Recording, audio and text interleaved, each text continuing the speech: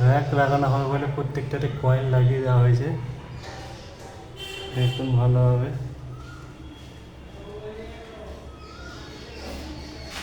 প্রত্যেকটাতে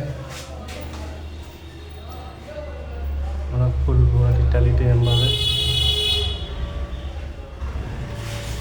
কয়েনটা কেন লাগানো হয়েছে, কয়েনগুলো এই 1 টাকার কয়েন দেখলেই বুঝতে পারবেন কেন লাগানো হয়েছে, এটা দেখানো হচ্ছে। এই যে